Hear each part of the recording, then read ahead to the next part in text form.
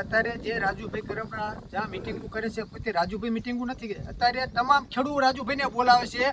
અત્યારે 23 તારીખે ગઢાજ પર મિટિંગ છે અને રાજુભાઈને ખેડૂએ બોલાવે છે. એટલે અત્યારે એ મિટિંગ પણ નથી કરવાની. આવી સુરનગર જિલ્લામાં 8 થી 10 મિટિંગો કરવાની છે. અને અત્યારે રાજુભાઈ બધા ખેડૂતનો મંતવ્ય લે છે કે આપણે શું કરવું, કયા પક્ષમાં જવું એમ. એટલે ખેડૂત જે કહે છે એ પરમાં જવું છે. અને અત્યાર સુધીના કેટલા ધારાસભ્ય બન્યા, અત્યાર સુધી પક્ષ પલટો કર્યો હોય તો કોઈ પૂછવા આવ્યું જ નથી ખેડૂતને.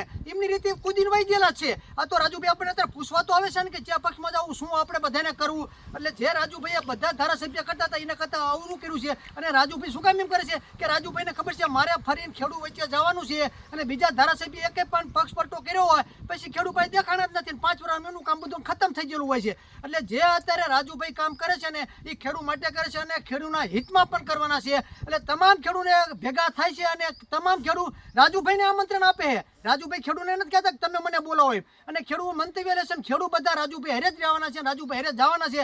રાજુભાઈ તાત્કાલિક જવાના છે. રાજુભાઈ તો 10-15 એવી તો મિટિંગો કરવાના છે. અને પછી રાજુભાઈ બધા ખેડૂત ભેગા થઈ અને મોટું સંમેલન બોલાયા પછી રાજુભાઈ ખેડૂત કેમ કરવાના છે. એટલે કોઈ જે કહેતું આ પાર્ટીમાં થાય આ પાર્ટીમાં તદ્દન પાયા હોયની વાત છે.